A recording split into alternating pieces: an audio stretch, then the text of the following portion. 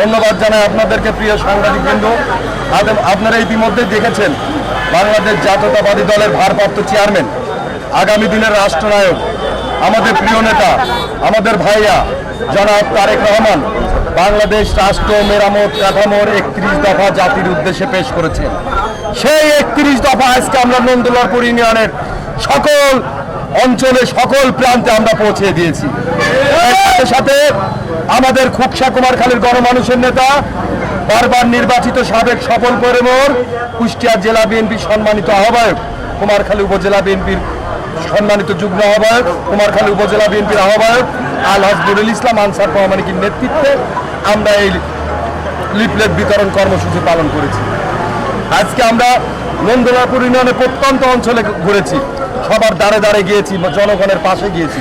প্রতিটা মানুষের ব্যাপক সাড়া পেয়েছে 31 দফার জন্য। এই 31 দফা শহীদ প্রেসিডেন্ট রাষ্ট্রপতি জিয়াউর রহমানের আদর্শকে তারা সবাই লালন করে। শহীদ প্রেসিডেন্ট জিয়াউর রহমানের যেমন 19 দফা মানুষ সবাই আগ্রহে সানন্দে গ্রহণ করেছিল, এই 31 দফা সেই রকম কুষ্টিয়া কুমারখালী খুকসা প্রতিটি অঞ্চলের মানুষ সানন্দে বুকে লালন পালন করছে। আগামী দিনের রাষ্ট্রনায়ক জনাব তারেক রহমান যে বার্তা মানুষেরকে দিয়েছেন, আমাদেরকে নতুন রাজনীতি শিখিয়েছেন। উনি বলেছেন জনগণের সাথে থাকতে হবে, জনগণের পাশে যেতে হবে, জনগণের কাছে যেতে হবে। সেই প্রত্যয় হিসাবে আজকে আমরা নন্দলারপুরের প্রত্যন্ত অঞ্চলে প্রত্যন্ত জায়গায় জনগণের কাছে কাছে যে এই লিফলেট বিতরণ কর্মসূচি পালন করে আসলাম। ইনশাআল্লাহ এই কর্মসূচি আমাদের শতভাগ সফল হয়েছে। আলহামদুলিল্লাহ আমরা ব্যাপক সাড়া পাচ্ছি।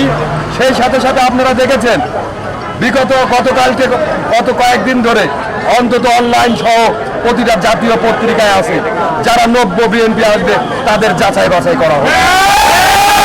এই নব্য বিএনপি কিন্তু আমাদের ভাই আগামী দিনের রাষ্ট্রনায়ক তারেক রহমান বাংলাদেশে আসছে, তাদের যারা দুষ্কৃতিকারী আছে, যারা নব্য বিএনপি সেজে বিএনপি সাজতে যাচ্ছেন, তাদের কিন্তু কড়া বার্তা দিয়ে দিয়েছে।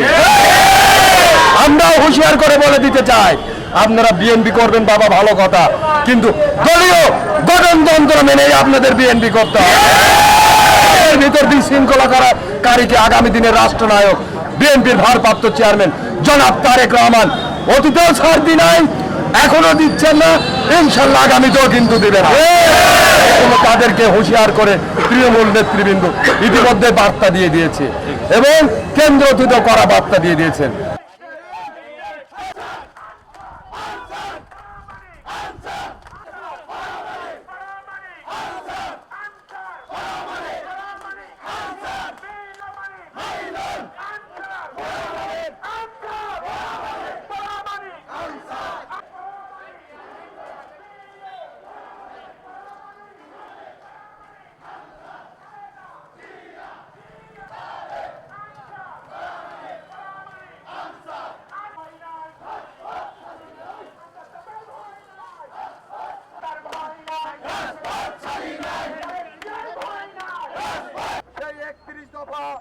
কর্মসূচির অংশ হিসাবে আমরা আমাদের প্রিয় নেতা খুকসা কুমারখালীর গণমানুষের